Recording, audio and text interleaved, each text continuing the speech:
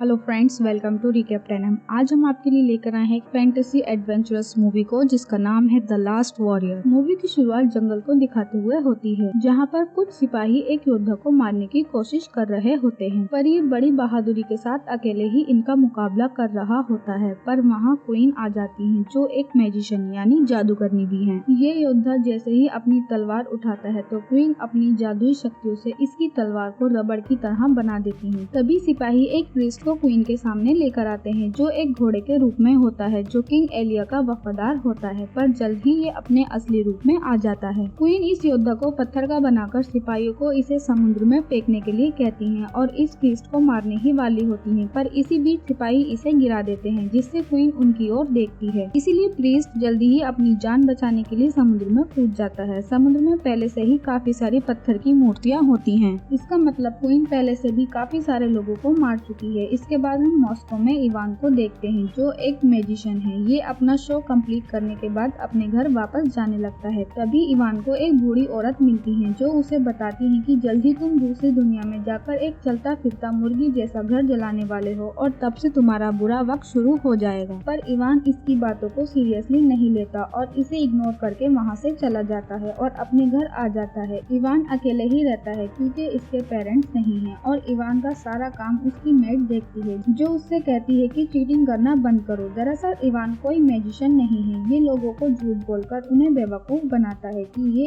एक मैजिशियन है। इसके बाद हम इवान को देखते हैं जो अपनी क्लाइंट के पास आता है और ये उससे झूठ बोलता है कि उस पर एक चुड़ैल का साया है और उसका हस्बैंड ये सब करा रहा है। ये सुनकर ये लेडी कहती है कि मुझे इस सब से बचा लो। फिर इवान एक नकली रिचुअल करके कहता है कि अब तुम आजाद हो। इसके बदले में ये लेडी इवान को बहुत सारे पैसे देती है। इसके बाद इवान अपने दूसरे क्लाइंट के पास जाता है जो इसे अपने नेफ्यू को बचाने के लिए कहती है क्योंकि ये पिछले 6 महीने से कोमा में है। डॉक्टर का कहना है कि ये कभी भी ठीक नहीं हो सकता, इसलिए ये चाहती है कि इवान अपने जादू से इसे ठीक कर दे, जिसे देखकर इवान काफी इमोशनल हो जाता है और वो वहाँ से बहाना करके जाने लगता है। इवान को अपना बचपन याद आ जाता है और वो फ्लैशबैक में चला जाता है जहाँ हम देखते हैं कि कुछ शरारती बच्चे इवान को परेशान कर रहे हैं और उसे एक कबर्ड के अंदर बंद कर देते हैं। इवान को वहाँ एक नीडल मिलती है जिसकी मदद से वो बाहर आ जाता है और उन सभी बच्चों को उनके बेड से बांध देता है जिन्होंने इवान को बंद किया था और आज भी वो नीडल इवान के पास है। तभी इवान के पास उसी लेडी क्लाइंट का हस्बैंड आ जाता है जिससे उसने झूठ बोला था कि तुम्हारे हस्बैंड तुम्हें चीट कर रहे हैं। इवान उनसे बचने के लिए भागता है और भागते भागते एक वाटर स्लाइड के अंदर चला जाता है। जब वो स्लाइड से बाहर निकलता है तो वो एक अलग ही डायमेंशन में पहुंच जाता है। इवान को वहाँ वही प्रीस्ट मिलता है जिसे मूवी की शुरुआत में दिखाया गया था। इवान को लगता है कि वो कोई सपना देख रहा है। प्रीस्ट कहता है कि ये कोई सपना नहीं बल्कि ये जादू नगरी है। इवान को यकीन दिलाने के लिए वो उसकी जादू से एक पूछ भी लगा देता है। फिर ये इवान को बताता है कि तुम किंग एलिया के बेटे और हमारे राजकुमार हो। किंग ने मुझे तुम्हें पृथ्वी पर छिपाने के लिए कहा था। फिर वो उसे किंग की रिंग दे देता है। तभी प्रीस्ट को एक तीर आकर लगता है और वो बिखर कर खत्म हो जाता है जो डोबियन के सिपाहियों ने मारा था और ये किंग एलिया के छोटे भाई होते हैं। इवान वहाँ से भागने की कोशिश करता है पर पेड़ से टकराकर वो वहीं पर बेहोश हो जाता है। इसीलिए सिपाही इसे डोबियन के पास ले आते हैं। इवान के साथ जो भी हो रहा था उसे काफी अजीब लगता है पर वो चाहकर भी कुछ नहीं कर पा रहा। डोबियन इवान को देखकर काफी खुश हो जाता है। तभी वहाँ क्वीन आ जाती है जो डोबियन की वाइफ है और ये इवान को उसका कमरा दिखाने के बहाने उसे बंदी बना लेती है। इवान को यहाँ कोशे भी मिलता है जिसे देखकर ये काफी हैरान होता है क्योंकि इसके बॉडी पार्ट्स अलग अलग कटे हुए आइस क्यूब में बंधे होते हैं। इधर सिपाही भी बाबा यागा विच को पकड़ लेते हैं जो बहुत ही पावरफुल है और ये इसे भी बंदी बना लेते हैं। इवान कोशे से कहता है कि वो गलती से यहाँ आ गया है और वो किंग एलिया का बेटा भी नहीं है और उसे वापस अपनी दुनिया में जाना है। जिस पर कोशे कहता है कि यहाँ से तुम किंग एलिया की तलवार की मदद से ही वापस अपनी दुनिया में जा सकते हो जिसे किंग एलिया ने कहीं छिपा रखा है क्योंकि 3000 साल पहले इस जादुई नगरी में एक महान जादूगर रहा करता था। उसने एक शैतानी बच्चे को अपना चेला बना लिया और उस बच्चे ने सबकी नाक में दम कर रखा था। इसीलिए उस जादूगर ने उस बच्चे से बचने का एक तरीका निकाला। 1000 साल बाद चांद और सूरज एक दूसरे के सामने आते हैं तो उस जादुई तलवार के पत्थर से निकलने वाली रोशनी इंसान को अमर बना देती है। पर उस जादूगर से पहले उसके चेले ने उसे मारकर खुद अमर होने के लिए उसकी जगह खड़ा हो गया और वो हमेशा के लिए अमर हो गया और उस बच्चे का दिल तलवार में फंस गया और वो बच्चा और कोई नहीं बल्कि कोशे था जिसने पूरे 1000 साल तक जादुई नगरी पर राज किया। पर किंग एलिया ने कोशे को हराकर वो तलवार तलवार से पत्थर भी अलग कर दिया और दोनों को अलग अलग जगह पर छिपा दिया ताकि कोई और दोबारा ये गलती ना कर सके। किंग एलिया ने कोशे के टुकड़े करके उसे हमेशा के लिए कैद कर दिया। काफी योद्धाओं ने उसे ढूंढने की कोशिश करी पर आज तक कोई भी नहीं ढूंढ सका। इधर विच अपने जादू से एक मेंढक को बाहर निकाल देती है जो जल्दी एक लड़की का रूप ले लेती है और इस लड़की का नाम वैसिलिसा है और ये पहरेदार को बेहोश कर देती है और चाबी लेकर इन्हें आजाद कर देती है और ये दोनों मिलकर कोशे को आइस क्यूब से निकालकर उसकी बॉडी पार्ट्स को एक साथ जोड़ देते हैं और जाते टाइम कोशे इवान को भी अपने साथ ले जाता है पर इवान की बेवकूफी की वजह से वहाँ पर सिपाही आ जाते हैं और ये आते ही इन पर अटैक कर देते हैं पर ये तीनों मिलकर इन्हें हरा देते हैं। जाते टाइम ये सिपाही इवान की पूंछ को निकाल लेता है और जल्दी ये विच अपने जादुई घर में बैठकर यहाँ से दूर जाने लगती है और इस जादुई घर में मुर्गी के पैर जुड़े होते हैं पर सिपाही इनका लगातार पीछा करते रहते हैं। क्वीन भी इनके पीछे आने लगती है जो एक उल्लू में बदलकर इनका पीछा करने लगती है पर विच बड़ी ही चालाकी से क्वीन को जादुई मटके में उलझाकर यहाँ से दूर निकल जाती है। इधर क्वीन भी किंग को बताती है कि प्रिंस ने हमें धोखा दिया, वो बाबा यागा और कोशे से मिला हुआ है। ये सुनकर किंग उसे ढूंढने का आदेश दे देते हैं जो एक जंगल में होते हैं। इधर इवान शरबत बनाते बनाते पूरा घर ही जला देता है। विच वैसिलिसा के साथ बची हुई जादुई जड़ी बूटियां निकाल लेती है। अब इवान को उस बूढ़ी औरत की कही बात याद आती है कि तुम दूसरी दुनिया में जाकर चलती मुर्गी जैसे घर को जला दोगे और तब से तुम्हारा बुरा वक्त शुरू हो जाएगा। विच गुस्से में इवान को मारने लगती है पर कोशे उसे रोक लेता है और कहता है कि ये किंग एलिया का एक लौता बेटा है और ये जादुई तलवार ढूंढने में हमारी मदद करेगा। फिर वो इवान से कहता है कि हमें जल्दी जादुई घाटी तक पहुंचकर तलवार को ढूंढना होगा ताकि तुम अपने घर वापस जा सको। जल्दी ही ये लोग एक रिवर तक पहुंच जाते हैं जो जादुई घाटी के बीच में पड़ती है जिसमें किंग ऑफ फिश रहता है जिसकी मदद के बिना ये आगे नहीं जा सकती। इसलिए विच अपने जादुई सिरप से एक खूबसूरत लड़की में बदल जाती है जिसे देखते ही किंग ऑफ फिश फिदा हो जाता है और ये इनकी मदद करने के लिए तैयार हो जाता है। इधर क्वीन भी पता लगा लेती है कि ये लोग कहाँ जा रहे हैं। वो जादुई तीर की मदद से किंग को बताती है कि वो लोग किंग ऑफ फिश के साथ जादुई तलवार को ढूंढने के लिए जा रहे हैं। इधर ये सब लोग गुफा तक पहुँच जाते हैं जहाँ इनका सामना जाइंट मॉन्स्टर से होता है जो कोशे को एक ही बार में बाहर फेंक देती है और इन पर भी हमला कर देती है। वैसिलिसा इवान से कहती है कि तुम तो किंग एलिया के बेटे हो, हमारे प्रिंस, इसलिए तुम्हें इस जाइंट से लड़ना होगा। इवान नोटिस करता है कि ये एक फीमेल जाइंट है इसलिए इवान एक सॉन्ग प्ले करके डांस करने लगता है जिसे ये लेडी जाइंट बहुत अच्छे से एंजॉय करने लगती है और इसी बीच ये लोग यहाँ से निकल जाते हैं और रिवर ऑफ डेथ तक पहुँच जाते हैं जहाँ बहुत ही खतरनाक फिशेज हैं जो हड्डियों को भी पनीर की तरह चबा जाती है। किंग जैसे ही रिवर में आता है तो ये उस पर अटैक कर देती हैं। विच और वैसिलिसा कोशे से कहती हैं कि तुम्हारी वजह से हमने किंग से बगावत करी और इस सब में हम तुम्हारी वजह से फंस चुके हैं क्योंकि बिना इस रिवर को क्रॉस किए ये जादुई घाटी तक नहीं पहुंच सकते। इसीलिए वैसिलिसा गुस्से से यहाँ से चली जाती है। फिर कोशे इवान को वैसिलिसा के बारे में बताता है कि एक रोज किंग क्वीन के साथ वैसिलिसा के गांव से गुजर रहे थे। डोब्रियन को गांव बहुत पसंद आया इसलिए क्वीन ने गुस्से में आकर जादू से सभी को मेंढक बना दिया